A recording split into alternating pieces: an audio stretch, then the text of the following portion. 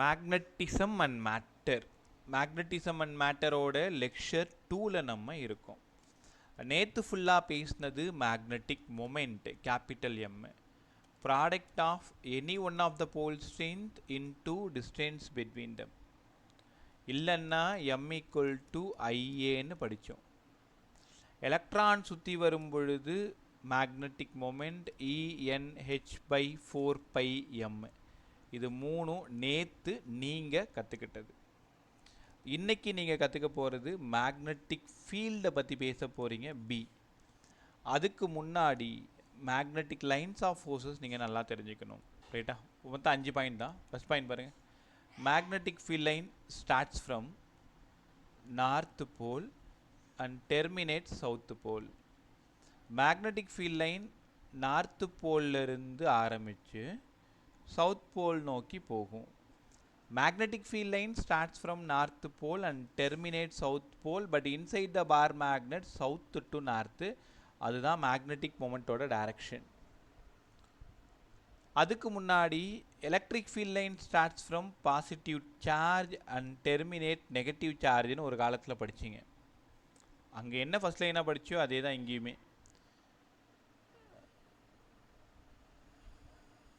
Magnetic field line starts from positive and terminate negative.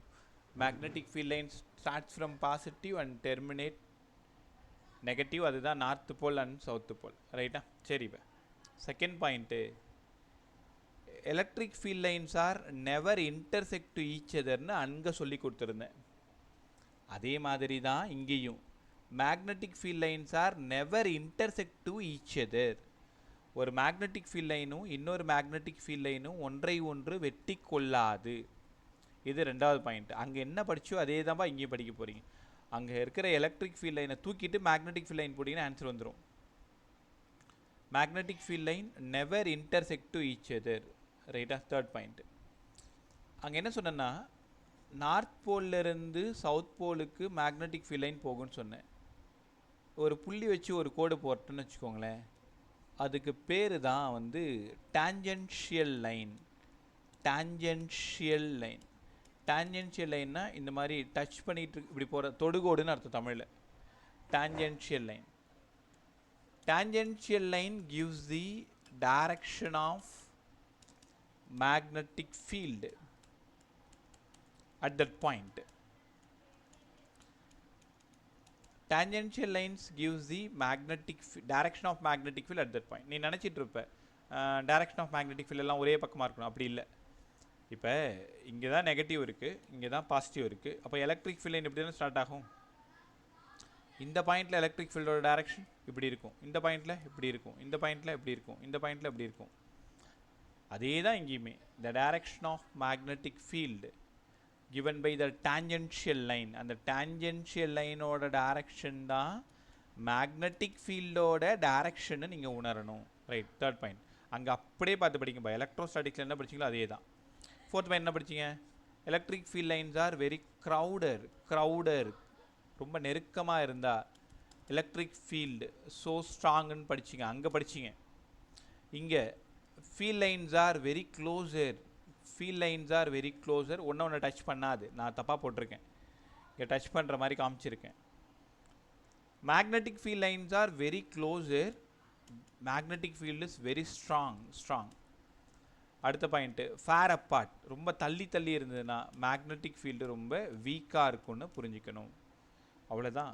எலக்ட்ரோஸ்டாட்டிக்ஸில் properties of electric field lines என்ன படிச்சிங்களோ அதே தான் இங்கே properties of magnetic field line படிக்க போகிறீங்க. ஃபஸ்ட் பாயிண்ட் என்ன? The magnetic field line starts from north pole and terminate south pole. Lines are never intersect to each other. Tangential line gives the direction of magnetic field at that point. Lines are very closer. Magnetic field is so strong. Far apart. Magnetic field ரொம்ப வீக்காக இருக்கும். அவ்வளோதான். ரைட்டா? சும்மா அழகாக படிச்சுக்கோங்க. அடுத்தது இனிமேல் வரதான் ரொம்ப இம்பார்ட்டன்ட். உங்களுக்கு இதுக்கு முன்னாடி சொன்னதெல்லாம் புரிஞ்சிருக்கும்னு நம்புகிறேன். தெரியலன்னா சார்னு கூப்பிட்ரு. காஸ்லா. என்னங்க சார் இது? நாங்கள் எலக்ட்ரோஸ்டாட்டிக்ஸ்லாம் காஸ்லா படித்தோம், இங்கேயும் படிக்கணுமா? ஆமாம். அங்கே நீங்கள் படித்தது காஸ்லா இன் எலக்ட்ரோஸ்டாட்டிக்ஸ். இங்கே நீங்கள் படித்தது காஸ் லா இன் மேக்னட்டிசம் படிக்க போகிறது. Gauss law in magnetism. நான் ரெண்டுத்தையும் பேரலாக சொல்லித்தரேன். Closed integral of E vector dot ds vector equal to 1 by epsilon naught times of net charge. இப்படி சொன்னால் எலக்ட்ரோஸ்டாட்டிக்ஸ். இதை பார்த்து அப்படியே எழுது. Closed integral of B vector dot ds vector equal to 0. என்ன சார் சொல்கிறீங்க? இதுதான் net flux. Net flux equal to 1 by epsilon naught times of net charge. Gauss law எலக்ட்ரோஸ்டாட்டிக்ஸில். மேக்னட்டிசத்தில் 0 நம்ப மாட்டோம், நீங்கள் ஏமாத்துறீங்க. இது ஒரு bar magnet, south pole north போல். நார்த் போல்லிருந்து 10 லைன் வெளில வந்ததுன்னா அந்த 10 லைனும் சவுத் போல் நோக்கி போயிடும். பாருங்க, 10 லைன்ஸ் வெளில வந்தால் 10 லைன்ஸ் உள்ளே போயிடும். வெளியில் வந்தால் ப்ளஸ்ஸு, உள்ளே போனால் மைனஸ்ஸு. அப்போ 10 - 10 கண்டிப்பாக 0. ஸோ என்ன புரிஞ்சுக்கிறீங்க? காஸ் லான்னாலே நெட்ஃப்ளக்ஸ் கண்டுபிடிக்கிறது தான். பட் நிறைய பேர் ஏமாந்துருக்காங்க, என்னையும் ஏமாந்துராது. இப்போ எப்படி ஆப்ஷனில் இருக்குன்னா, காஸ் லா இன் மேக்னட்டிசம் நீ என்ன பண்ணுவேன்? B vector dot DS vector equal to mu naught ஒரு option, B vector DS vector equal to mu naught by 4π இந்த மாதிரி ஒரு ஆப்ஷனு. இதெல்லாம் பார்த்தா அப்படியே நம்புற மாதிரியே இருக்கும். ஆமாம், கான்ஸ்டன்ட் தானே. ஆனால் closed integral of b vector dot ds vector equal to 0. net flux 0 மேக்னட்டிசத்தில். ஏன்னா நார்த் போல்ல இருந்து எத்தனை லைன் வெளியில் வருதோ அத்தனை லைனும் சவுத் போல் நோக்கி உள்ளே போயிடும். கண்டிப்பாக ஆப்ஷனில் இந்த மாதிரி ஒரு சின்ன விஷயம் ஒன்று ட்விஸ்ட் பண்ணி வச்சுருப்பாங்க. அதை நீ தான் கவனமாக கண்டுபிடிக்கணும். நெட் ஃப்ளக்ஸ் ஈக்குவல் டு 0 இதான் ரைட்டு, இது தப்பு, இதுவும் தப்பு.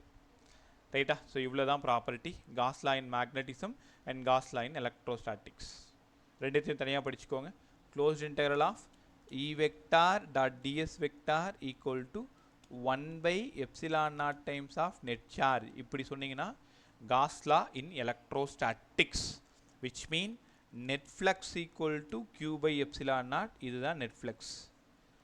இங்கே நீங்கள் படிக்கிறது net flux equal to 0, அதனால் b vector dot ds vector equal to 0. அவ்வளோதான் ஆன்சர். கற்றுக்கிட்டிங்களா? ஸோ இதில் தப்பு பண்ணிடாது. ஆப்ஷனில் மாற்றி மாற்றி பக்கத்தில் mu naught by 4π, mu naught by 2π, mu naught, mu by 4π என்னன்னோ கொடுத்துருப்பாங்க. நெட் ஃப்ளக்ஸு மேக்னட்டிசம் 0, அவ்வளோதான் உனக்கு புரியணும். ரைட்டா? சரிப்பா, ப்ராப்பர்ட்டிஸ் ஃபுல்லாக முடிச்சோமா? இது ஒரு 3 மார்க் கொஷின். உங்களுக்கு நோட்ஸ் சென்ட் பண்ணியிருக்கேன். அந்த நோட்ஸில் இருக்கிற லைன்ஸ் எல்லாம் படிச்சுக்கோ. நான் சொன்னது தான் அப்படியே இருக்கும். ஃபஸ்ட் பாயிண்ட் என்ன? Lines are starts from north and terminate south. Second point என்ன? தே நெவர் இன்டர்செக்ட், ஒன்றை ஒன்று வெட்டி கொள்ளாது. மூணாவது டான்ஜென்ஷியல் லைன் பற்றி பேசணும். நாலாவது க்ரௌடராக இருந்தால் ஸ்ட்ராங் மேக்னெட்டிக் ஃபீல்டு, தள்ளி தள்ளி இருந்ததுன்னா வீக் மேக்னெட்டிக் ஃபீல்டு. ஃபைனலாக காஸ் லா எழுதணும். கற்றுக்கிட்டிங்களா? ஓகே. ஸோ இந்த டேவோட ஹீரோ யார்? இவன் தான் பி. இன்னைக்கு நாள் ஃபுல்லாக இவனை பற்றி தான் பேச போகிறோம். இவனோட பேர் தான் மேக்னெட்டிக் ஃபீல்டு. நேத்தே டேவோட ஹீரோ யார் அப்படின்னா மேக்னெட்டிக் மொமெண்ட். இது நேற்று ஃபுல்லாக பேசினது எம் பற்றி பேசணும். இன்றைக்கி ஃபுல்லாக நம்ம பேச போகிறது பி பற்றி பேச போகிறோம். இந்த லெசன் படிக்கிறதுல 2 பெனிஃபிட் இருக்குது. பேரலாக கிராவிடேஷன் படிச்சிடலாம், பேரலாக எலக்ட்ரோஸ்டாட்டிக்ஸ் படிச்சிடலாம். என்ன சார் சொல்கிறீங்க? எலக்ட்ரிக் ஃபீல்டு வேணும்னா force experienced per unit positive charge. இது 12th ஃபஸ்ட் லெசன். அப்படியே கிராவிடேஷன் போங்க. கிராவிடேஷ்னல் ஃபீல்டு வேணும்னா force experienced per unit mass. இது 11th படித்தது. அப்போ மேக்னெட்டிக் ஃபீல்டுனா என்னன்னு சொல்லிட்டு போங்க. மேக்னெட்டிக் ஃபீல்டு வேணும்னா force experienced per unit north pole, unit positive charge. அப்படியே பார்த்து எழுதலாம்ப, ஒன்றும் இல்லை. எலக்ட்ரோஸ்டாட்டிக்ஸ் புக்கை பக்கத்தில் வச்சுக்கிட்டு அப்படியே மேக்னட்டிசத்தை பார்த்து காப்பி அடிச்சிங்கன்னா அப்படியே கரெக்டாக இருக்கும். அங்கே க்யூ இருக்கிறதுக்கு பதிலாக இங்கே ஸ்மால் எம் போட்டுரு, அங்கே ஈக்கு பதிலாக இங்கே பி போட்டுரு, எல்லாமே கரெக்டாக வந்துடும். What is electric field? Force experienced per unit positive charge. What is magnetic ஃபீல்டுன்னு கேட்டாங்கன்னா force experienced per unit north pole. கற்றுக்கிட்டீங்களா? இந்த ஸ்டேட்மெண்ட் எல்லாரும் படிங்க. இந்த பிஏ படிங்கப்பா எல்லாருமே. Force experienced per unit north pole. ஒன்றும் இல்லை, இங்கே ஒரு நார்த் போல் மேக்னெட் இருக்குது பக்கத்தில். கண்டிப்பாக நேற்றே உன்கிட்ட சொல்லியிருந்தேன், வாழ்த்தும் பொழுது கூட நீங்கள் மேக்னெட் மாதிரி வாழ்ந்துட்டு போங்க அப்படின்ட்டு. ஏன்னா நார்த் போல் தனியாக இருக்காது, சவுத் போல் தனியாக இருக்காது. இங்கே நார்த் போல் இருக்குது, பக்கத்தில் இன்னொரு பார் மேக்னெட் எடுத்துகிட்டு வரேன், இங்கே நார்த் போல் இருக்குது. இந்த போலால் இந்த மேக்னெட் எவ்வளோ ஃபோர்ஸை ஃபீல் பண்ணும்? Force experienced per unit north pole அப்படி இருந்தால் அதுக்கு பேர் மேக்னெட்டிக் ஃபீல்டு. சரி, இதெல்லாம் ஓகே. யூனிட் போடுங்க. உங்களுக்கு ஞாபகம் இருக்கா, போன வாரம் ஃபுல்லாக நம்ம என்ன பேசணும்? F = BILன்னு பேசணும், ஞாபகம் இருக்குல்ல? B வேணும்னா F/IL, அதாவது Fக்கு ஒரு நியூட்டன், Iக்கு ஒரு ஆம்பியர், Lக்கு ஒரு மீட்டர். இது நம்ம போன வாரம் படித்தது. இதே யூனிட்டை இன்னைக்கு இங்கே கொண்டு வர முடியும்னு பார்த்துருவோமா? FB = ஃபோர்ஸுக்கு பதிலாக நியூட்டன். இவன் யாரு? இவன் தான் போல் ஸ்ட்ரென்த். போல் ஸ்ட்ரென்த்தோட யூனிட்டு நேற்று என்ன கற்றுக் கொடுத்தேன்? Ampere metre. ஏன்னா எம்மோடது ஆம்பியர் மீட்டர் ஸ்கொயர், ஸ்மால் எம்மோடது ஆம்பியர் மீட்டர். நேற்று படித்து சொன்னவங்ககிட்ட ஆம்பியர் மீட்டர் ஞாபகம் வந்துடுச்சா? அப்போது அதே ஆப்ஷன் இங்கே வந்துடுச்சா பாருங்கள். அப்போ unit of magnetic field newton per ampere metre. கண்டிப்பாக இவன் ஒரு vector quantity, because it has a direction. அந்த டைரக்ஷனை கண்டுபிடிக்கிறதுக்கு தான் ரைட் ஹேண்ட் தம்ப் ரூல் படித்தோம், ரைட் ஹேண்ட் பாம் ரூல் படித்தோம், ரைட் ஹேண்ட் கார்ஸ்க்ரூ ரூல் படித்தோம். அங்கே படித்தோம், ஞாபகம் வந்துச்சு? அவ்வளோதான். சிம்பிளாக பீனா என்னங்க சார்? Magnetic field. எல்லாம் நேராக உட்கார், என்ன பாரு. பீனா என்னங்க sir? Magnetic field. Force experienced per unit north pole. அவ்வளோதான். யூனிட் என்ன? Newton per ampere metre. இது ரெண்டு கற்றுக்கிட்டா போதும். நான் இதை கற்றுக்கிறதுக்காக தான் அங்கே போயிட்டு வந்தது, ரைட்டா? சரி, இப்போ அடுத்தது F = 1/4πε0 Q1 Q2/r². சரி, இது நாங்கள் பார்த்துருக்கோம். இவனுக்கு பேர் கூலும்ஸ் லா. 2 சார்ஜ் இருக்கும், ஆர் டிஸ்டன்ஸில் பிரிச்சிருக்கும். இவங்க 2 பேருக்கு நடுவில் 2 பேரும் பாசிட்டிவாக இருந்தால் ரிப்பல்சிவ் ஃபோர்ஸ் இருக்கும், 2 பேரும் நெகட்டிவாக இருந்தாலும் ரிப்பல்சிவ் ஃபோர்ஸ் இருக்கும். ஒரு பாசிட்டிவ் ஒரு நெகட்டிவாவோ, ஒரு நெகட்டிவ் ஒரு பாசிட்டிவாவோ இருந்தால் அட்ராக்டிவ் ஃபோர்ஸ் இருக்கும். எது எப்படியோ ஃபோர்ஸ் இருக்கும் சார். இதுக்கு பேர் எலக்ட்ரோஸ்டாட்டிக் ஃபோர்ஸு, கூலும் ஃபோர்ஸு. அதே மாதிரி இங்கே தான் நம்ம கண்டுபிடிக்க போகிறோமா? ஆமாம், நான் தான் சொல்கிறேன்ல, எலக்ட்ரோஸ்டாட்டிக்ஸை பார்த்து காப்பி அடிச்சிங்கன்னா மேக்னட்டிசம் வந்துடும். அதனால் நீ பயப்படவே தேவையில்ல, அப்படி சூப்பராக கற்றுக்கலாம். இங்கே பாருங்களேன், இது ஒரு bar magnet. South pole north போல். நார்த் போல்னால் காலங்காலமாக உனக்கு தெரியும் +m. இன்னொரு bar magnet north pole south pole. உன் விருப்பம், சவுத்தை கூட வச்சுக்கோ. +m -m. Distance between them is d. இந்த இடத்துல கூலும்ஸ் லா இன் மேக்னட்டிசம் கற்றுக்க போகிற அடிக்கடி கேட்கக்கூடிய ஒரு 2 mark question. Define Coulomb's law in magnetism. அப்படி நானே உங்களுக்கு தேவையில்லை, நீங்களே சொல்லுங்கள் sir. Forces directly proportional to product of their pole strength. 1-2 இருந்தால் 1-2ன்னு எடுத்துக்கோ. And inversely proportional to square of the distance between them. So F is proportional to m1 m2/d². அப்போ ரைட் சைடில் ஒரு கான்ஸ்டன்ட் போடுங்க சார். எலக்ட்ரோஸ்டாட்டிக்ஸாக இருந்தால் 1/4πε0ன்னு எழுதுனீங்க. அதே மேக்னட்டிசமாக இருந்தால் μ0/4πன்னு எழுத போகிறீங்க. μ0/4π m1 m2/d². இது யார்? இது Coulomb's law in magnetism. Coulomb's law in magnetism. இது யாருங்க sir? K Q1 Q2/r². Coulomb's law in electrostatics. Just copy paste தான், டேர்ம்ஸை மட்டும் மாற்றிடுறோம், அவ்வளோதான். So F = μ0/4π m1 m2/d². ஸ்டேட்மெண்ட்டாக சொல்லுங்கள். The force between the pole strength, the force between the bar magnet directly proportional to product of their masses and inversely proportional to square of the distance between them. Square of the distance between them. ரைட்டா? சரிப்பா, இதெல்லாம் okay, நல்லா புரிஞ்சிடுச்சு. இப்போ magnetic ஃபீல்டில் என்னன்னு சொல்லி கொடுங்க sir. Magnetic field இப்போ தானே பேசினேன். Force experienced per unit north pole. அப்போ அப்படியே ஃபோர்ஸ் எழுதுங்க. Mu naught by 4 pi m1 m2 நீங்கள் m இன்ட்டு mன்னு எழுதிக்கோங்க. ரெண்டு சேமாக இருக்கிறதா அர்த்தம். பை டி ஸ்கொயர் இங்கே ஒரு m, இந்த mமும் இந்த mமும் போயிடுச்சு. அதனால் b equal to mu naught by 4 by m by D square.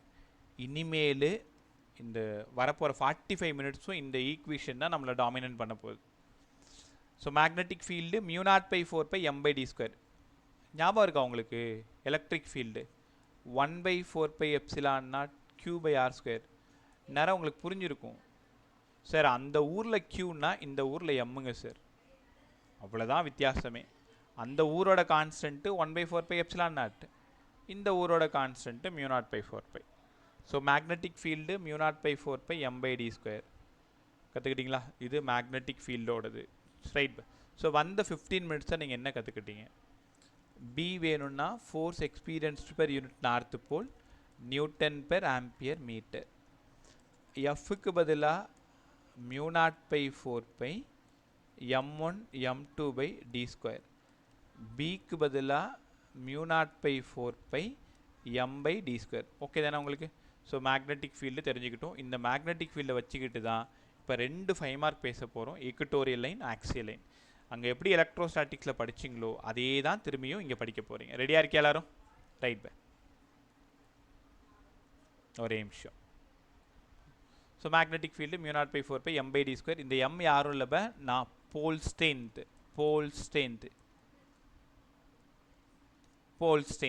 m. அங்கே க்யூனா சார்ஜ், அங்கே இருக்கிற க்யூக்கு பதிலாக தான் இங்கே m. Right. So magnetic field ஃபுல்லாக புரிஞ்சிருச்சு. அடுத்தது காஸ் லா இன் மேக்னட்டிசம் என்ன சொல்லி கொடுத்தேன்? Closed interval of B vector dot DS vector equal to 0. அதாவது டோட்டல் ஃப்ளக்ஸ் 0. ஃப்ளக்ஸ்னு என்ன? Number of magnetic field line passing through and given area. அப்போது 10 லைன் நார்த்து போல்லேருந்து உள்ளே வெளில போச்சுன்னா சவுத் போலில் 10 லைன் உள்ளே வந்துடும். ஸோ அப்போ ஆன்சர் என்ன? 0. So net flux 0 Gauss law in magnetism. Right தானே? ஓகே. பட் நேற்று எப்படி வந்து m equal to ENH by 4 by m போய் உடனே படித்து முடிச்சிருங்க, சும்மா கொஞ்ச நேரத்தில் பார்த்து முடிச்சிருங்க, எழுதி பார்த்துருங்கன்னு சொன்னனும், அதே மாதிரி இன்றைக்கி உங்களுக்காக 2 5 மார்க் வெயிட் பண்ணிகிட்ருக்கு. இந்த டே உங்களுக்கு அவ்வளோ இம்பார்ட்டன்ட். அதனால் நீ என்ன பண்ணுவே தெரியாது. செஷன் முடிஞ்சதும் ஏதோ ஒரு டைமில் சும்மா ஒரு டைம் எழுதி பார்த்து ஒரு டைம் எழுது, பார்க்காம ஒரு டைம் எழுது, முடிஞ்சு போயிடுச்சு, அவ்வளோதான். அழகாக உனக்கு புரிகிற மாதிரி சிம்பிளாக சொல்லி கொடுத்துறேன். Axial line question, equatorial line question எப்படி சார் இது பாருங்க பா.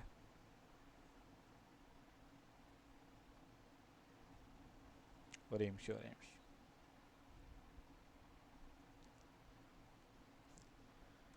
கொஷின் எப்படின்னு புரிஞ்சுக்கோங்க. Magnetic field due to bar magnet. ஒரு பார் மேக்னெட்டால் மேக்னெட்டிக் ஃபீல்டு வேணும். எங்கே வேணும்? At an axial line. இது எங்கேயோ பார்த்த மாதிரி இல்லை. மேக்னெட்டிக் ஃபீல்டை தூக்கிட்டு எலக்ட்ரிக் ஃபீல்டு எழுதுனீங்கன்னா எலக்ட்ரோஸ்டாட்டிக்ஸ் போயிடும்.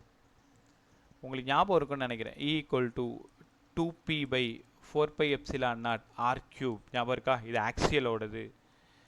ஈக்குட்டோரியலோடது p by 4 by epsilon naught r cube. இதெல்லாம் அங்கே நம்ம படித்தது. இதே ஆன்சர் தான் இங்கேயும் வரப்போகுது. இந்த பிக்கு பதிலாக m வரப்போகுது, அவ்வளோதான்.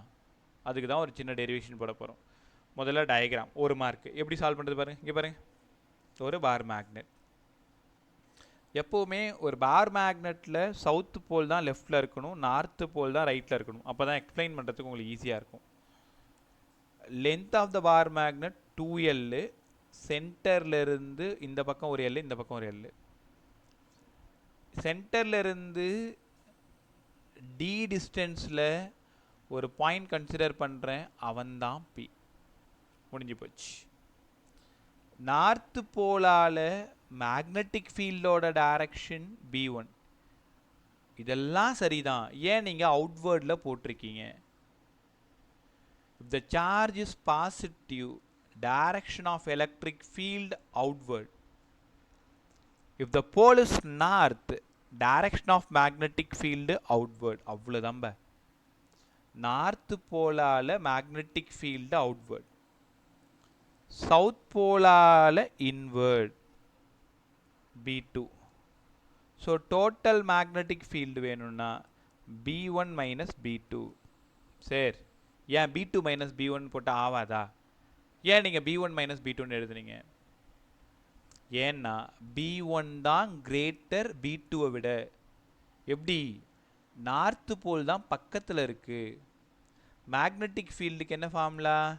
μ0/4π m/d ஸ்கொயர், இன்வர்ஸ்லி ப்ரப்போர்ஷனல். யார் பக்கத்தில் இருக்காங்களோ அவங்களுக்கு தான் ஃபீல்டு அதிகமாக இருக்கும். டிஸ்டன்ஸ் கம்மியாக இருந்தால் தான் ஃபீல்டு அதிகமாக இருக்கும், உணரணும். பாயிண்ட் P வந்து நார்த்து போலுக்கு பக்கத்தில் இருக்குது, அதனால் B1 ஜாஸ்தி. சவுத் போல் ரொம்ப தூரமாக இருக்குது, அப்போ B2 கம்மியாக இருக்குது.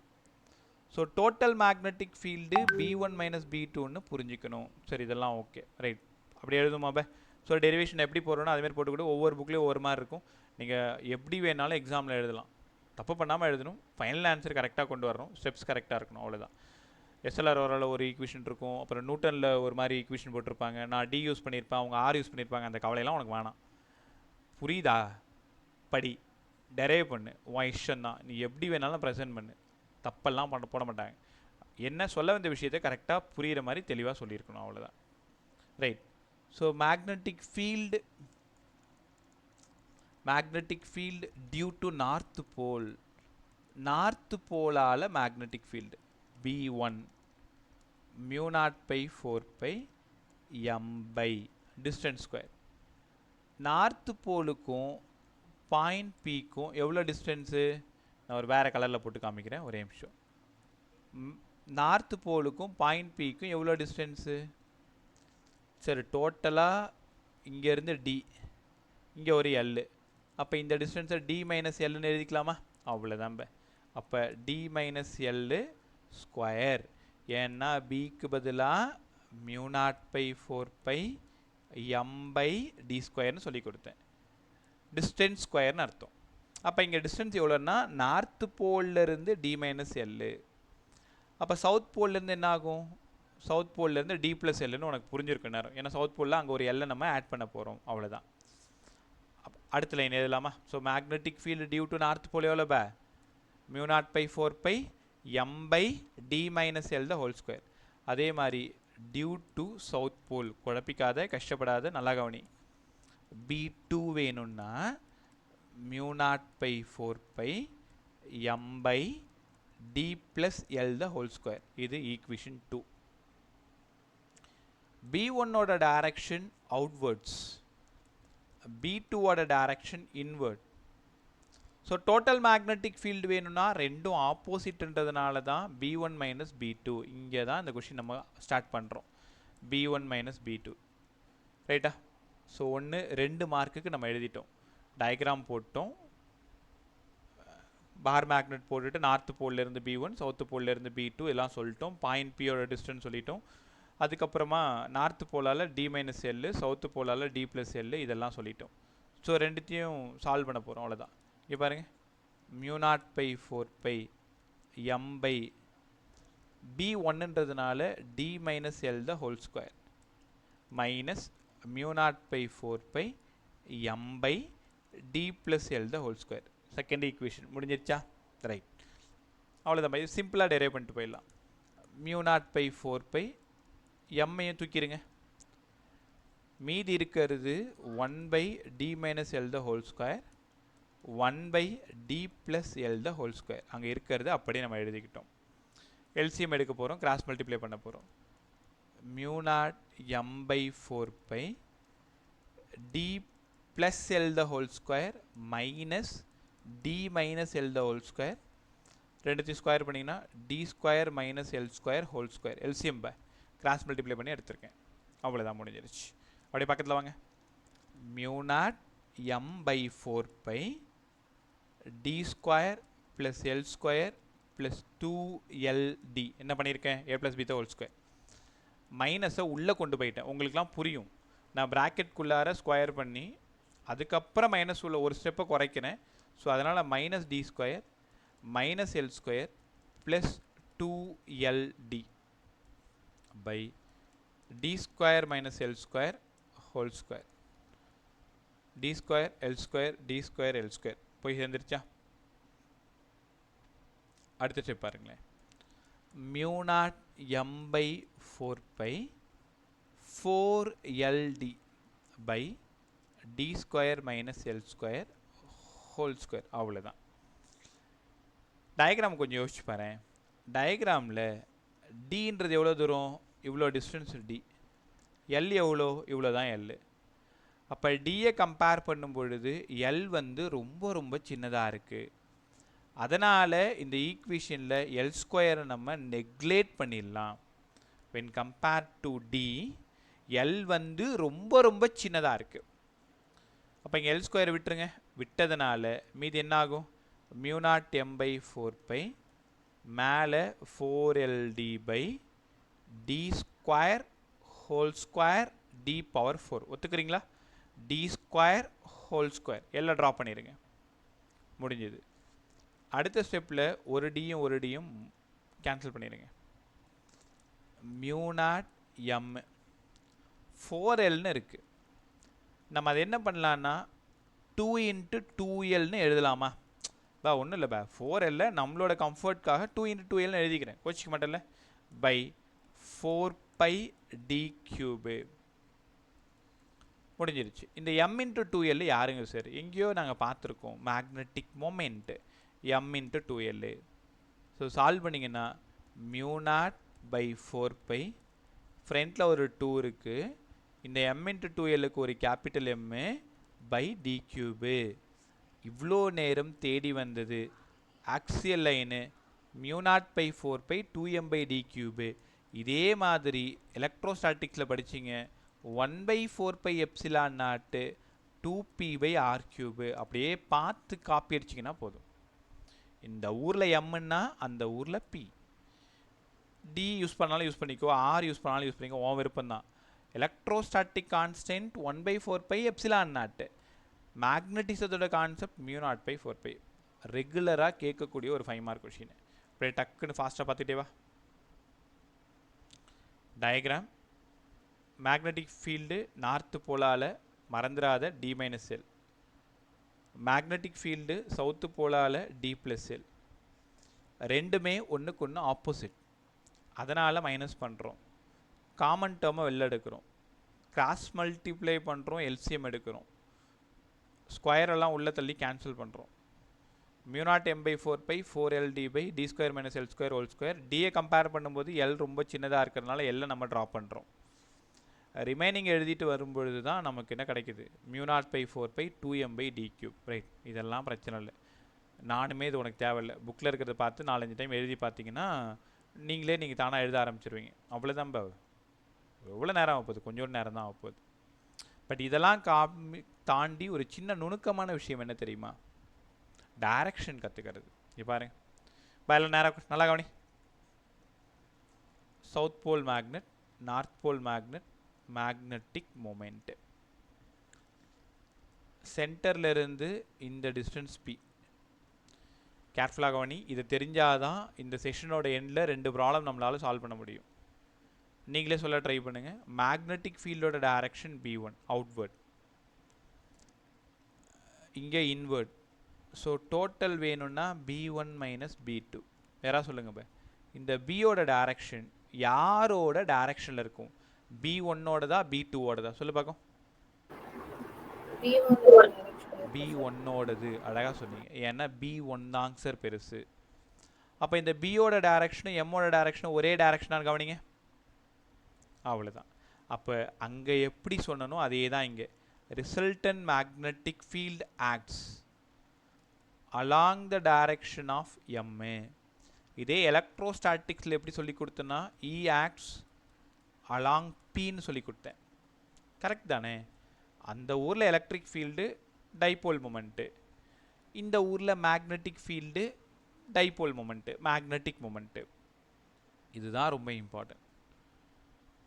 அப்போ இந்த மாதிரி டயக்ராம் பார்த்தீங்கன்னா நார்த்து போல் எங்கே இருக்கோ அதே டைரக்ஷனில் தான் ரிசல்டன்ட் மேக்னெட்டிக் ஃபீல்டு இருக்கும். இது தெரிஞ்சாதான் உங்களால் சம் போட முடியும். நீ ஆச்சரியமாக பார்க்க போகிற இன்னும் ஒரு 15 நிமிஷம் கழிச்சு. ஸோ எப்போவுமே மேக்னெட்டிக் மொமெண்ட்டோட டைரக்ஷன் சவுத்தில் இருந்து தான் நார்த்துக்கு போகும். அப்போ மேக்னெட்டிக் மொமெண்ட் எந்த பக்கமாக போகுதோ அதே பக்கம்தான் ரிசல்டன்ட் மேக்னெட்டிக் ஃபீல்டும் இருக்கும். நீ நம்பலைன்னா இங்கே பார், ஒரு பார் மேக்னெட் இப்படி இருக்குது, இது சவுத் போல், இது நார்த் போல். அப்போ மேக்னெட்டிக் மொமெண்ட் இங்கே இருக்குது. இந்த பாயிண்டில் மேக்னெட்டிக் ஃபீல்டோட டைரக்ஷன் கேட்டால், சார் மேக்னெட்டிக் மொமெண்ட் எந்த பக்கமாக போகுதோ அதே பக்கம்தான் நாங்களும் வருவோம், மேக்னெட்டிக் ஃபீல்டு சொல்லும். ரைட்டாக கற்றுக்கிட்டிங்களா? அடுத்தது இங்கே பாருங்களேன், ஒரு பார் மேக்னெட் இங்கே இருக்குது, south pole north pole, M. இந்த பாயிண்டில் ஃபீல்டோட டைரக்ஷன் சொல்லுங்கடா.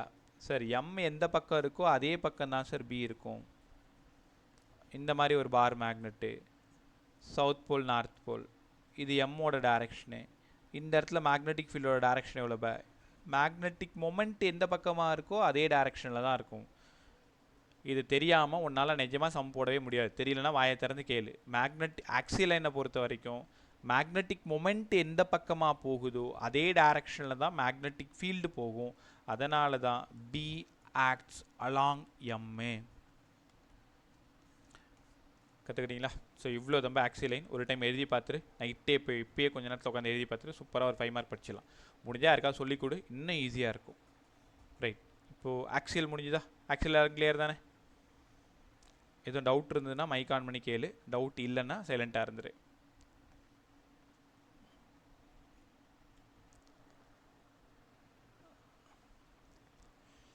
ரைட் பே. விஸ்ருதா எக்ஸாம் போயிட்டுருக்காமா உங்கள் ஸ்கூலில்? விஸ்ருதா மைக் ஆன் பண்ணுங்க. ஆமாம் சார். நான் பேரறிவு, கேசவ் பிரீதா, உங்கள் பசங்க யாருமே காணுமே. ரைட் பே, சரி நான் எக்ஸாம் போயிட்டு இருக்கு சார். சரி பே.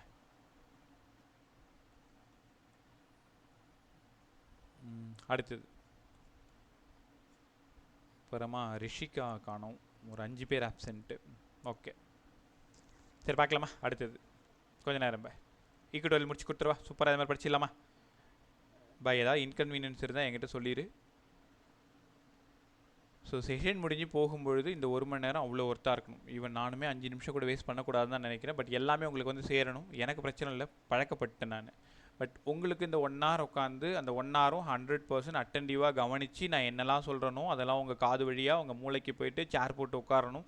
எத்தனை நாள் கேட்டாலும் அது திரும்ப திரும்ப சொல்கிற அளவு பார்த்துக்கணும். ரைட்டா? கஷ்டமாக தான் இருக்கும், சின்ன பசங்க, இப்போ தான் இதெல்லாம் உங்களுக்கு புரியும். பட் அடுத்தடுத்த வருஷம் நீங்கள் ரொம்ப ஜாலியாகிடலாம். உங்களுக்கு என்ன வேலை இருக்கு பாருங்கள், ஒரு ஃபீல்டை சூஸ் பண்ணிடுவீங்க, நீங்கள் மட்டும் அதில் ட்ராவல் பண்ணிகிட்டே இருக்க வேண்டியதான். ஸோ ஏன் இந்த 12th கடந்து நம்ம இவ்வளோ அடிச்சுக்கிறோன்னா, அடுத்த 40 வருஷம், இப்போ எல்லாருமே நீங்கள் 17-18 இருப்பீங்க, 60 வயசில் ரிட்டையர் ஆகுன்னு வச்சுக்கலாமா? உங்கள் ஃபீல்டை சூஸ் பண்ணணும். வரப்போகிற 40 வருஷம், நான் சொல்கிறது வேலை செய்கிற வருஷம் மட்டும், ரைட்டா? ஸோ 100 இயர்ஸ்க்கு மேலே இருக்கணும். இந்த 40 வருட காலகட்டம் உங்களோட வாழ்க்கையை தீர்மானிக்க போகிற ஃபீல்டை சூஸ் பண்ணுறதுக்கு இதுதான் சரியான நேரம்னு வச்சுக்கோங்களேன். நீ டாக்டர் ஆக போறியா, இன்ஜினியர் ஆக போறியா, நர்ஸ் ஆக போறியா, டீச்சர் ஆக போறியா, பைலட் ஆக போறியா, என்ன ஆக போகிறன்றதை முடிவு பண்ண வேண்டிய இடத்துல நம்ம இருக்கோம்.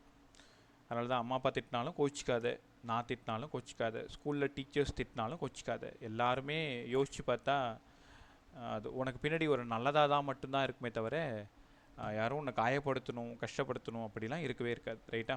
அதனால் அதை பெரிய பிள்ளைங்களாக இருக்கும்பொழுது நீங்கள் அதை உணரணும், கோச்சிக்கக்கூடாது. ஒரு வேலை சொன்னால் அதை செய்யணும், எதுக்காகன்னு யோசிக்கணும். எல்லாம் நமக்காக தானே. இப்போ நீ திருப்பி என்ன கேள்வி கேட்கலாம், நீங்கள் 12th படிக்கும்போது அப்படி தான் இருந்தீங்களா? சத்தியமாக இல்லை.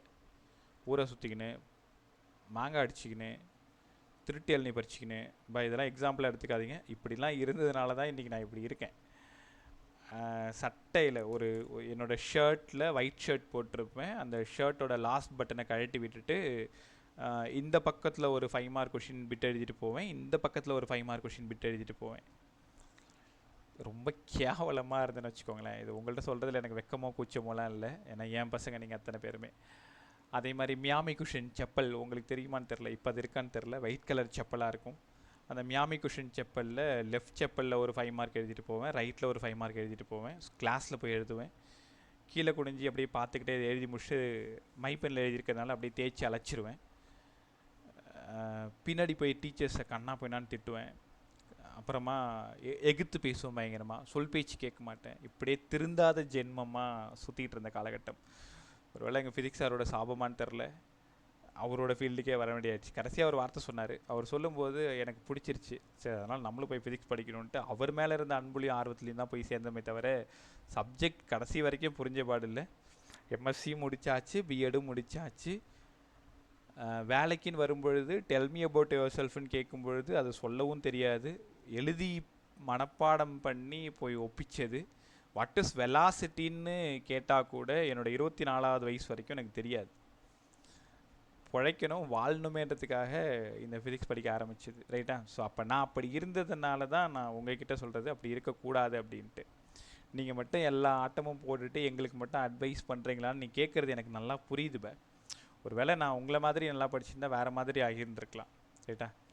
அதனால் பேரண்ட் திட்டுறாங்க, டீச்சர்ஸ் திட்டுறாங்க, கோச்சிக்கிறாங்க அப்படின்னா நீ எதுவுமே கண்டுக்காது. நீ உன் வேலையை கவனமாக செய்ய. உங்களோட அந்த டிராஃபிக்கில் நீங்கள் இருக்கீங்க, இப்போ வழியை வந்து நீங்கள் தான் சூஸ் பண்ண போகிற, ரைட்டா? ஸோ அதனால தான் நானுமே அதீதமாக அக்கறை எடுத்துக்கிறது, எங்கேயாவது நம்மளை மாதிரி இருந்துடக்கூடாதே அப்படின்ட்டு தான். நான் நல்ல பிள்ளையாக இருந்தால் சரி பரவாயில்லன்னு விட்டுடலாம், இன்றைய மாதிரி இருக்கக்கூடாதுன்றது தான் உங்களை ரொம்ப ரொம்ப கேட்டுன்னு இருக்கிறது, ரைட்டா? ரைட், சரி. உங்கள் வாழ்க்கை வரலாறு இன்னும் நிறைய இருக்குது. இந்த வருஷத்துக்குள்ளே நீங்கள் நிறைய கற்றுக்க போகிறீங்க. எப்படிலாம் இருக்கக்கூடாதுன்னு மட்டும்தான் கற்றுக்க போகிறேன். என்னை பார்த்து எப்படி இருக்கணுன்றதை நல்ல டீச்சர்ஸ் பார்த்து நீங்கள் கற்றுக்கோங்க, ரைட்? ஸோ ஈக்குட்டோரியல் லைன் பேச போகிறோம். ஆக்சியல் லைன் அப்படின்னா தீட்டாவோட வேல்யூ 0, ஈக்குட்டோரியல் லைன் அப்படின்னா தீட்டாவோட வேல்யூ 90. ஈக்குட்டோரியல் லைனு அப்படின்னா என்னங்க சார்? ஈக்குட்டோரியல் லைன் நான் சொல்லவேன், ஒரு பார் மேக்னெட் இருக்குது. டயக்ராம் தான் இங்கே ரொம்ப இம்பார்ட்டன்ட். ஒரு பார் மேக்னெட் நீங்கள் நல்லா ஸ்கேல் வச்சு அழகாக போட்டுக்கோங்க. South pole, north pole. இங்கேருந்து மேக்னெட்டிக் மொமெண்ட்டோட டைரக்ஷனை நீங்கள் எப்போவுமே உணரணும். சவுத்துலேருந்து நார்த்து கரெக்டாக சென்டர்லேருந்து டி டிஸ்டன்ஸில் ஒரு பாயிண்ட்டை நம்ம கன்சிடர் பண்ணுறோம். சில நேரங்களில் இந்த கொஷினை பைசெக்டார்னு கொடுத்தாலும் கொடுப்பாங்க. நார்த் போல்லிருந்து டைரக்ஷன் ஆஃப் மேக்னெட்டிக் ஃபீல்டோட டைரக்ஷன் அவுட்வர்ட் B1, சவுத் போல்லிருந்து direction of magnetic field inward. அவ்வளோதான், முடிஞ்சிருச்சு. சரி, டிஸ்டன்ஸ் சொல்லுங்கள் சார். சென்டர்லேருந்து இந்த டிஸ்டன்ஸ் ஒரு L, இந்த டிஸ்டன்ஸ் ஒரு L. அப்போ இந்த இடம் root of d square plus l ஸ்கொயர்னு நீங்கள் புரிஞ்சுக்கணும். இந்த இடமும் root of d square plus l ஸ்கொயர்னு உணரணும். அவ்வளோதான், டயக்ராம் முடிஞ்சிச்சா? இங்கே இருக்கிற ஆங்கிளில் நம்ம தீட்டான்னு எடுத்துக்கலாம். ஓகே, வழக்கம் போல் நார்த்து போலால் மேக்னெட்டிக் ஃபீல்டு, சவுத் போலால் மேக்னெட்டிக் ஃபீல்டு, ரெண்டும் சேர்ந்து மேக்னெட்டிக் ஃபீல்டு. அவ்வளோதான், புரிஞ்சுக்கிட்டிங்கன்னா 3 ஸ்டெப் தான். ஃபஸ்ட் ஸ்டெப் எழுதுமா? Magnetic field, magnetic field due to north pole, due to north pole. B1 ன்னு எழுதுறேன், mu naught by 4 pi m by distance square. இங்கே distance square என்ன? d square plus l square root. square அப்படின்றதுனால root போயிடும், d square plus l square, equation 1. எல்லாரும் இந்த equation உணர்ந்துட்டீங்களா? mu naught by 4 pi m by d square plus l square, ரூட்ன்றதுனால whole square, அதனால் root போயிடும். அதே மாதிரி சவுத் போலால் கால்குலேட் பண்ணுங்க, சவுத் போலால். So magnetic field due to south pole ஃபுல்லாக எழுதிக்கொண்டீங்கன்னா, நான் வெறும் சவுத் போல் மட்டும் எழுதுகிறேன். Magnetic field due to south pole B2. இங்கிருந்து mu naught by 4 pi m by அதே தான் திரும்ப வரும், d square plus l square, root அதனால் போயிடும், ஈக்குவேஷன் 2. ரூட்டை ஸ்கொயர் பண்ணால் ரூட் போயிடும், கரெக்டாக? என்னங்க சார் இது B1ம் B2வும் ஒன்று ஈக்குவலாக இருக்கே? ஆமாம். இப்போ நீங்கள் இன்னொரு டயக்ராம் போட போகிறீங்க. இங்கே பாருங்க, நான் எப்படி எழுதுறேனோ அதே மாதிரி எழுது. B1ஓட டைரக்ஷன் இந்த பக்கம், பொய் சொல்ல, மேலே பாரு, டயக்ராம் பாரு. B1ஓட டைரக்ஷன், B2ஓட டைரக்ஷன்.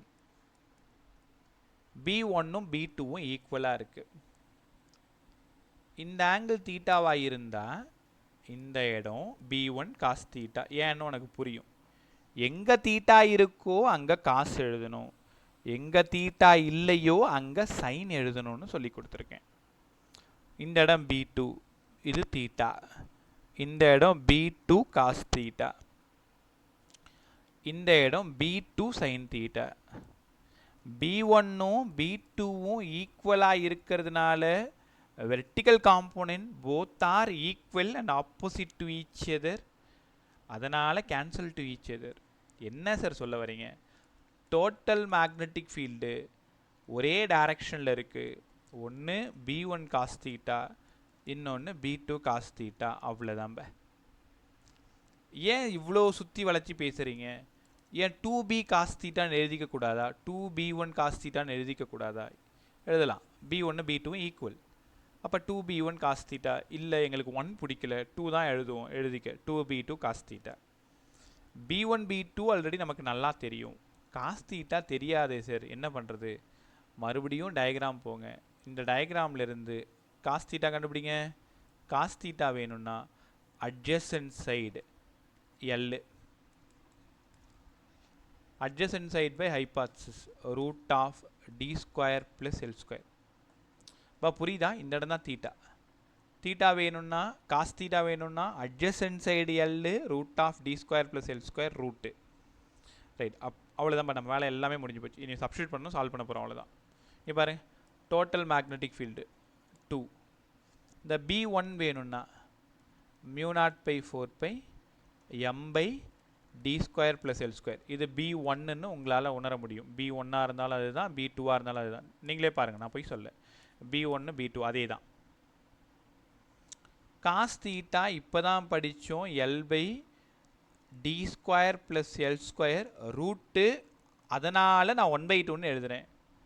முடிஞ்சிருச்சு. அடுத்து என்ன சார் பண்ண போகிறோம்? வழக்கம் போல் μ0/4. m இங்கே தான் இருக்குது. இந்த 2வும் எல்லும் சேர்ந்து தான் 2lன்னு ஆகிடுது. d² + l². பவரில் இங்கே 1 இருக்குது, இங்கே 1/2 இருக்குது. அதனால் 3/2. ஏன்னா 1ம் 1/2ம் 3/2ன்னு உங்களுக்கு புரியும். டியை கம்பேர் பண்ணும் பொழுது வழக்கம் போல் எல் ரொம்ப ரொம்ப சின்னதாக இருக்கிறதுனால l² நம்ம நெக்லேட் பண்ணுறோம். ஸோ ஃபைனலாக நம்ம தேடி வந்தது μ0/4. m × 2lக்கு பதிலாக mன்னு எழுதுகிறோம். l² ட்ராப் பண்ணுறோம். d² ஹோல் பவர் 3/2 இந்த 2ம் 2ம் போயிடுச்சுன்னா d³ எழுதுகிறோம். நீங்கள் ரொம்ப நேரமாக இந்த ஆன்சரை தான் எதிர்பார்த்து காத்துட்டு இருந்திருப்பீங்க. ஏன்னா உனக்கு புரிஞ்சிருக்கும். 2mன்னு எழுதியிருந்தா ஆக்சியலு, 1mன்னு எழுதியிருந்தா ஈக்குட்டோரியலு. ஏன்னா நீ அங்கே படிச்சிருக்க ஆல்ரெடி.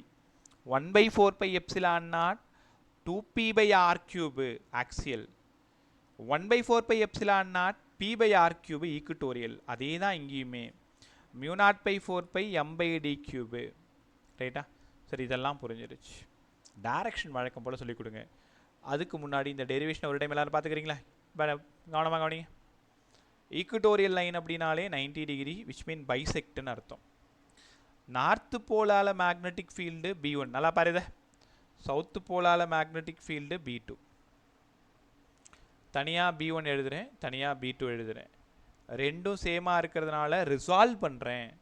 ஸோ b1ஓட டைரக்ஷன் வேறு, b2ஓட டைரக்ஷன் வேறு. அதனால் ஹரிசாண்டல் காம்போனண்ட்டாகவும் வெர்டிக்கல் காம்போனண்ட்டாகவும் பிரிக்கிறோம்.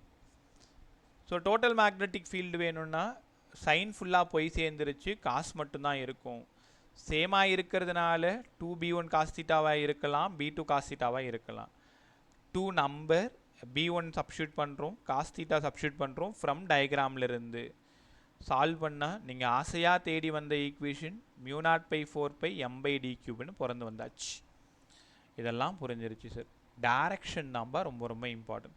கவனமாக கவனியே. நான் ஒரு டைம் ஞாபகப்படுத்திடுறேன். இங்கே பாரு, இது சவுத் போலாக இருக்குது, இது நார்த் போலாக இருக்குது. எம் எங்கே இருக்குதுன்னு பாருங்கள். ஆக்சியல் லைனில் கேட்டாங்கன்னா கண்ணை மூடிக்கிட்டே, இல்லை கண்ணை திறந்துக்கிட்டே கூட எம் எந்த பக்கம் இருக்கோ அங்கே தான் பி இருக்கும். நல்லா புரிஞ்சிக்கோ. இப்போ ஒரு 4-5 சம் போட போகிறேன், ஒரு சம் ஹோம்ஒர்க் கொடுக்க போகிறேன். அடுத்த 5 நிமிஷத்தில் சால்வ் பண்ணி நீ எனக்கு திருப்பி அனுப்ப போகிறேன். ரைட்டா?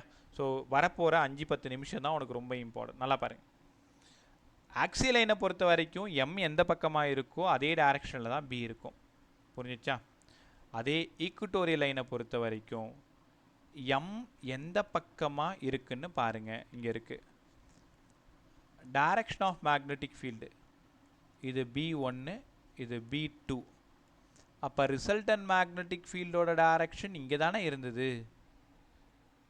அப்போ என்ன புரிஞ்சுக்கணும்னா, ஈக்குட்டோரியல் லைனாக இருந்ததுன்னா resultant magnetic field is anti parallel to the magnetic moment. ஒத்துக்கிட்டீங்களா? Resultant magnetic field is anti parallel to the magnetic moment. இது எப்படி உங்கள் போர்டில் எழுதணும்னா, கவனமாக கவனி, B acts parallel to the axis. இந்த லைனை தான் நீங்கள் அப்படியே எழுதணும்.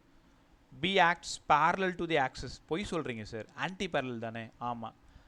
And opposite to the direction of magnetic moment. இப்படி தான் எழுதணும். இல்லை B acts anti parallel to M, இப்படி எழுதினாலும் தப்பு இல்லை, திருத்துறவங்களுக்கு புரியும். ஸோ ஈக்குட்டோரியல் லைனை பொறுத்த வரைக்கும் ரிசல்டன்ட் மேக்னெட்டிக் ஃபீல்டு பேரலாக இருக்கும், அதே மாதிரி மேக்னெட்டிக் மொமெண்ட்டுக்கு ஆப்போசிட்டாக இருக்கும். கற்றுக்கிட்டிங்களா? ரைட், டைரக்ஷன் எல்லாம் புரிஞ்சிடுச்சு. ஒரு டைம் இந்த டைரக்ஷனை பற்றி ஞாபகப்படுத்தி நான் சம்குள்ளார போயிடும். அவ்வளோதான், இன்றைக்கி டாபிக் ஃபுல்லாக முடிஞ்சிடுச்சு. 4 சம் போட்டு காட்டுறேன் இந்த மாடலில். 3 சம் நான் போடுறேன், 1 சம் நீங்கள் எனக்கு சால்வ் பண்ணி அனுப்பிச்சி விடுங்க. ரைட், இங்கே பாரு, ஆக்சியல் லைனில் எம்மோட டைரக்ஷன்னா பியோட டைரக்ஷன். இதே ஈக்குட்டோரியல் லைனில் எம் எந்த பக்கமாக இருக்கோ அதுக்கு அகெயின்ஸ்டாக பி இருக்கும். இது உங்களால் புரிஞ்சிக்க முடியுதா? அதே இங்கே கேட்டாங்கன்னா எம் எந்த பக்கமாக இருக்கோ அதுக்கு அகெயின்ஸ்டாக தான் பி இருக்கும். அவ்வளோதான். இந்த ஐடியா தெரிஞ்சால் தான் இந்த பார் மேக்னெட் சம்மை உங்களால் சால்வ் பண்ண முடியும். கிளியர் தானே எல்லாருக்குமே? இப்போ யாருக்காவது டேரக்ஷனில் ஏதாவது பிரச்சனை இருக்கா? கீழே யோகிதாவிலேருந்து மேலே ஆதித் வரைக்கும் டேரக்ஷனில் மட்டும் சொல்லுங்கள். டெரிவேஷன் பிரச்சனை இல்லை, ஒரு டைம் எழுதி பார்த்தீங்கன்னா உங்களுக்கு ஓடி வந்துடும். யாருக்காவது திரும்ப சொல்லணுமா? ரைட், சம் நம்பர் 1 கவனி. பக்கத்தில் ஒரு ரஃப் நோட் வச்சுக்கோ. ஒரு பார் மேக்னெட். இப்போ problem number 1, south pole north pole. Point இங்கே இருக்குது, சவுத் போல் நார்த் போல் ரெண்டுமே சேம் டிஸ்டன்ஸ். சென்டர்லேருந்து சேம் டிஸ்டன்ஸ், சென்டர்லேருந்து சேம் டிஸ்டன்ஸ், அதாவது டி டி சேம் டிஸ்டன்ஸ், ரெண்டும் same magnet. Find the net magnetic field at point பின்னு கேட்குறேன். Find the net magnetic field at point பின்னு கேட்குறேன். இது உங்களோட துணை இல்லாமல் என்னால் இந்த சம்மை சால்வ் பண்ண முடியாது. அதனால் கேட்குற கேள்விக்கு பதில் சொல்லுங்கள். இது ஃபஸ்ட்டுன்னு வச்சுக்கோங்களேன், இது செகண்ட் வச்சுக்கோங்களேன். ஃபஸ்ட் மேக்னெட்டோட மேக்னெட்டிக் ஃபீல்டு ரைட்டில் இருக்குமா லெஃப்டில் இருக்குமா? பதில் சொல்லுங்கள். ஃபஸ்ட் மேக்னெட்டோட magnetic field, net magnetic field ரைட்டில் போகுமா லெஃப்டில் போகுமா? Right side. Right side. Okay, ஏன் ரைட் சைடுனா எம்மோட டைரக்ஷன் சவுத்து டு நார்த்து, அப்போ பியோட டைரக்ஷன் அதே டைரக்ஷன். இதுதான் செகண்ட் மேக்னெட். செகண்ட் மேக்னெட்டோட மேக்னெட்டிக் ஃபீல்டோட direction upward or downward? Upward sir. Upward. நல்லா சொல்லுங்க. Upward downward. பா எல்லாரும் பேசுங்க, ஜாலியாக பேசுங்க. நான் தானே உன்னை என்ன சொல்ல போகிறேன். அவ்வளோதான். 90 டிகிரி. ரெண்டு ஈக்குவல் வெக்டார் 90 டிகிரி. ஆன்சர் சொல்லுங்க. ஆன்சர் சொல்லு. ரெண்டு ஈக்குவல் வெக்டார் 90 டிகிரி. பா resultant magnetic field √2 times of B. இதுதான் சம்மு. நீ நினைக்கிற மாதிரி ஒரு பெரிய இந்த சம்மெல்லாம் கிடையாது.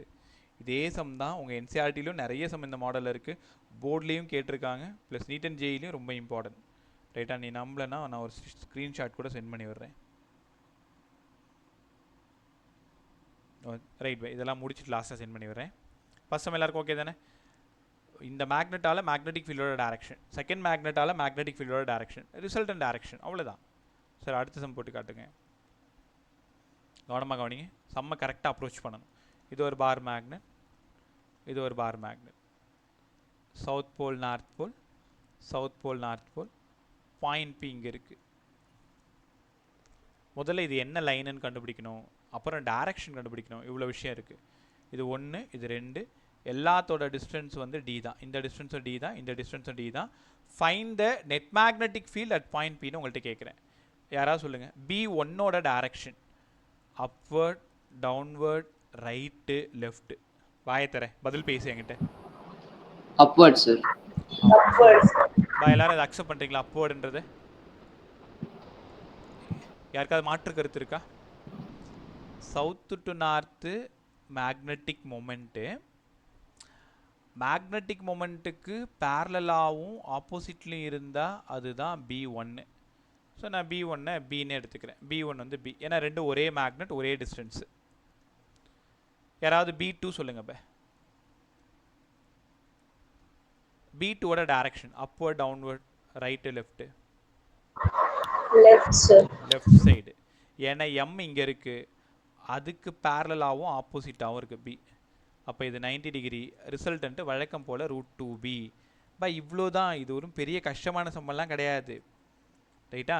ஏதோ பெருசாக ஒரு 5 மார்க் மாதிரி டெரைவ் பண்ணி வச்சுருக்காங்க இந்த நியூட்டன் புக்கில். ரொம்ப சிம்பிளாக சால்வ் பண்ணிடலாம். இப்போ √2Bனா √2 டைம்ஸ் ஆஃப், இது ரெண்டு ஈக்குட்டோரியல் லைன் தானே. ஈக்குட்டோரியல் லைன் என்ன ஃபார்முலா? μ0/4π ஒரு m/d கியூபு. ஆப்ஷனில் இதான் இருக்க போகுது, டிக் பண்ண வேண்டியது தான், ரைட்டா? அடுத்த ட்ரை பண்ணுவோமா? இங்கே வாங்க. யாருக்காவது புரியலன்னா வாயை திறந்து கேளு. ஒரு பார் மேக்னெட், ஒரு பார் மேக்னெட், பாயிண்ட் பி இங்கே இருக்குது. திரும்பவும் சொல்கிறேன், இது சவுத்து, இது நார்த்து, இது நார்த்து, இது சவுத்து. டைரக்ஷன் இந்த டிஸ்டன்ஸும் டி தான், இந்த டிஸ்டன்ஸும் டி தான். அப்படி தான்ப்பா கொடுப்பாங்க, டி மாற்றிலாம் கொடுக்க மாட்டாங்க, பயப்படாது. பாயிண்ட் பி இங்கே இருக்குது. Find the net magnetic field at point பின்னு கேட்குறேன். இது ஃபஸ்ட் மேக்னெட், இது செகண்ட் மேக்னெட். யாராவது ஃபஸ்ட் மேக்னெட்டோட டைரக்ஷன் சொல்லுங்கள். Right, left, up, down. பதில் சொல்லுங்கள். ஃபஸ்ட் மேக்னெட்டோட direction right side P. Second மேக்னெட்டோடது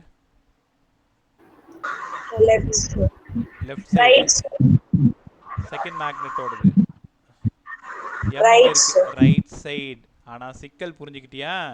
இது ஆக்சியல் லைனு, இது ஈக்குட்டோரியல் லைனு. அப்போ பி ஆக்சியல் இந்த பக்கம் இருக்குது, அப்போ இந்த இடம் பி ஈக்குட்டோரியலு.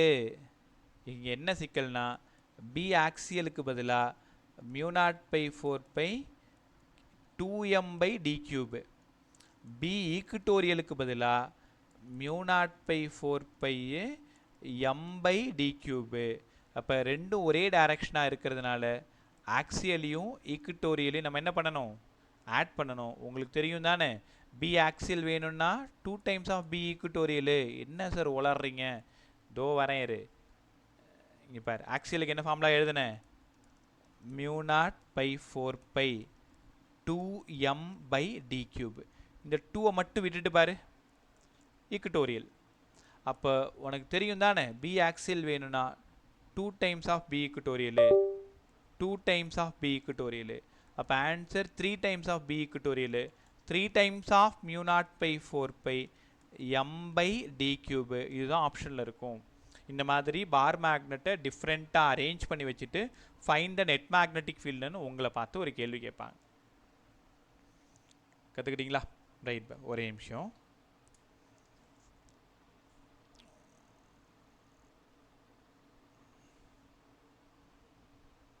எனக்கு சால்வ் பண்ணி அனுப்ப வேணாம். செஷன் முடிஞ்சதும் இந்த மாடலில் இருக்கிற ஒரு சம்மை உங்கள் நோட்டில் ஒரு டைம் சால்வ் பண்ணி பார்த்துக்க. நான் வேறு ஒன்றுமே கேட்கல. நீ என்கிட்ட அனுப்பி தான் உன்னை ப்ரூவ் பண்ணணும்னு அவசியம் இல்லை. நான் உன்னை பெருசாக ட்ரஸ்ட் பண்ணுறேன். இது இப்போ ஒரு சம் வந்து வித் ஆன்சரோடு சென்ட் பண்ணியிருக்கேன். கிளாஸ் முடிஞ்சதும் நான் எப்படி சொல்லி கொடுத்தனோ அதே மாதிரி ட்ரை பண்ணி பாருங்கள். அதில் இருக்கிற மாடல் போடாதீங்க, உங்களுக்கு நான் கற்றுக் கொடுத்ததை வச்சு ட்ரை பண்ணி பாருங்கள், ரைட்டா? லாஸ்ட் சம் நீங்கள் சொல்லிட்டா நீங்கள் போயிடலாம். இன்றைக்கி அவ்வளோதான் கிளாஸ். கவனமாக கவனி. ஆல்மோஸ்ட் முடிச்சிட்டோம் பாரு. டார்க்கு பொட்டென்ஷியல் எனர்ஜி முடிச்சு டயாபேரா ஃபெரோ முடிஞ்சால் லெசன் முடிஞ்சிடும். ஆல்மோஸ்ட் நாளைக்கு ஃபஸ்ட்டு 45 மினிட்ஸில் லெசன் முடிஞ்சிடும். அடுத்து இந்த ஒரு கொஷின் ட்ரை பண்ணு. இது ஒரு bar magnet, south pole north pole இங்கே இருக்குது. இது ஒரு bar magnet, south pole north pole இங்கே இருக்குது. டிஸ்டன்ஸ் இங்கே இருக்குது. இந்த டிஸ்டன்ஸும் டி தான், இந்த டிஸ்டன்ஸும் டி தான். உனக்கான நேரம் 1 நிமிஷம். நான் உன்னை டிஸ்டர்ப் பண்ண மாட்டேன். ஃபைண்ட் த நெட் மேக்னெட்டிக் ஃபீல்டுன்னு உங்கள்கிட்ட கேட்குறேன். அவ்வளோதான். ட்ரை பண்ணுங்கள். ஏன்னு சொல்லிட்டு போயிடலாம். வேறு ஒன்றுமே உனக்கு வேலை இல்லை, முடிஞ்சு போச்சு. இதுக்கப்புறம் சொல்லித்தரதுக்கு இல்லை ஒன்றுமே இல்லை. இன்னும் டார்க்கும் பொட்டென்ஷியல் எனர்ஜி மட்டும்தான் இருக்குது. சீக்கிரம் find the net magnetic field at point P. யார் ஈக்குட்டோரியல், யார் ஆக்சியல்? ட்ரை பண்ணுங்க. சார் 0வா சார்? 0வான்னு ஒரு பதில் வந்திருக்கு. வேற? 0 சார். 0 வேற? 0 சார். 0 வேற? 0 தான் சார். 0 வேற?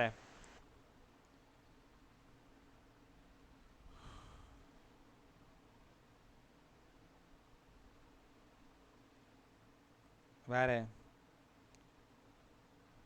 0 சார். வேற?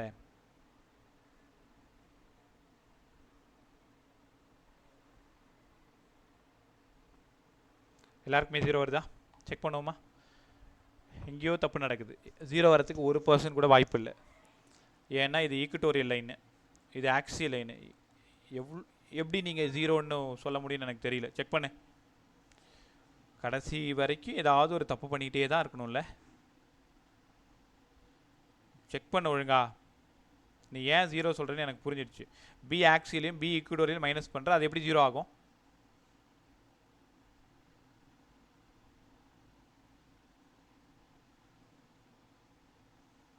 ட்ரை பண்ண ஒழுங்கா. யாராவது மாற்றி சொல்லுவீங்கன்னு தான் வேறன்னு கேட்டுன்னு இருக்கேன். அப்படியே இருக்கீங்க.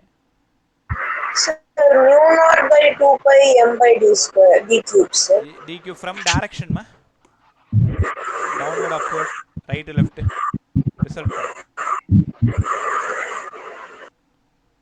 resultant direction. நீ சொன்னது கரெக்ட் தான். resultant direction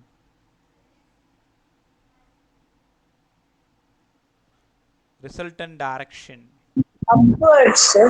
upward னு ஒரு பதில் வந்திருக்கு. சரி பே பார்த்துருமா? ஓகே, இந்த ஒரு சம் முடிச்சு நீங்கள் கிளம்பலாம். இங்கே முதல்ல எப்போ இந்த மாதிரி அரேஞ்ச்மெண்ட்டில் சம் கேட்டாலும் டைரக்ஷன் போட கற்றுக்கோங்க. முதல்ல எம்மோட டைரக்ஷன் போடுங்க. இந்த மேக்னெட்டுக்கு இந்த பாயிண்ட்டு என்ன லைனுன்னு பாருங்கள், ஈக்குட்டோரியல். அப்போ இது பி ஈக்குட்டோரியல் இந்த பக்கம் இருக்குது, ஒத்துக்கிறீங்களா? ஏன்னா எம் வந்து கீழே இருந்து மேலே இருக்கிறதுனால ஈக்குட்டோரியல் பி வந்து ஆப்போசிட்டில் இருக்கும். ஆக்சியல் பாருங்கள், எம்மோட டைரக்ஷன் கீழே இருந்து மேலே இருக்கிறதுனால அதே டைரக்ஷனில் இருக்கும் பி ஆக்சியல். ரெண்டும் 180 டிகிரியாக இருக்கிறதுனால B axial minus B equatorial. B axial வேணும்னா 2 times of B equatorial minus B equatorial. ஒரு பி ஈக்குட்டோரியல், அதனால் μ0/4 m/d கியூப். நீங்கள் சொன்ன வரைக்கும் ரைட்டு. இல்லை யார் ஜெயிப்பா? ஆக்சியல் தான் ஜெயிக்கும், ஏன்னா அதான் 2 டைம்ஸு. அப்போ resultant magnetic field acts upwards. இந்த இடம் தான் நெட் மேக்னெட்டிக் ஃபீல்டு மேலே இருக்கும். அதோட வேல்யூ வந்து μ0/4 m/d கியூப் அப்வர்டுன்னு கற்றுக்கணும். ரைட்டா? எல்லாருக்கும் புரிஞ்சிச்சா? அது நீ அவசரப்பட்டு 0க்கு வந்துடாத. எப்போ 0க்கு வரும்னா 2 பேரும் ஒரே மாதிரி இருந்தாலும் 0க்கு வரும். இரு நான் சொல்கிறேன் எப்போ 0க்கு வரும்னு சொல்கிறேன். ஸோ எல்லாரும் கிளியர் தானே? ஓகே, ஒரே நிமிஷம் இங்கே பாருங்களேன். எப்போ 0க்கு வரும்? ஒரு பார் மேக்னெட் இங்கே இருக்குது, ஒரு பார் மேக்னெட் இங்கே இருக்குது, சென்டரில் பாயிண்ட் இருக்குது. South pole north pole, south pole north pole, point P இங்கே இருக்குது. இப்போ யோசிங்க, எம்மோட டைரக்ஷன் ஃபஸ்ட் மேக்னெட்டால் பி ஆக்சியல், செகண்ட் மேக்னெட்டால் P axial. Distance same magnetic moment, same magnet. இப்போ தாம்மா 0 வரும். ரைட்டா? அவசரப்பட்டு இந்த கொஷினில் 0க்குன்னு முடிவுக்கு வந்துடாதீங்க. ஏன்னா அரேஞ்ச்மெண்ட்டை பொறுத்து தான் ஆன்சர் வரும். ஒன்று ஆக்சியலாக இருக்கலாம், ஈக்குட்டோரியலாக இருக்கலாம். அதனால் எப்போவுமே என்ன புரிஞ்சுக்கணுன்னா, பி ஆக்சியல் வேணும்னா 2 டைம்ஸ் ஆஃப் பி ஈக்குட்டோரியல்னு நீங்கள் புரிஞ்சுக்கணும். அதுக்கப்புறம் தான் சால்வ் பண்ணுற இந்த பழக்கத்தை வச்சுக்கணும். இந்த ஐடியாவில் நான் உங்களுக்கு ஒரு சம் அனுப்பியிருக்கேன். எனக்கு ஆன்சர்லாம் நீ அனுப்ப வேண்டாம். செஷன் முடிச்சுட்டு, இல்லைனா ரொம்ப பசிக்குதா போய் சாப்பிட்டு முடிச்சுட்டு ஒரே ஒரு டைம் நோட்டில் எழுதி பார்த்துக்கு இந்த சம் புரிஞ்சிருச்சான்னு மட்டும் கன்ஃபார்ம் பண்ணிக்க. ரைட்டா? ஸோ நாளைக்கு இந்த லெசன் ஆல்மோஸ்ட் நான் முடிச்சு கொடுத்துறேன். வேறு ஒன்றுமே அதில் வேலை இருக்காது. ரைட்? இன்றைக்கி பேசுனதில் இருக்காத டவுட் இருக்கா? திரும்ப ஏதாவது சொல்ல வேண்டியது இருக்கா?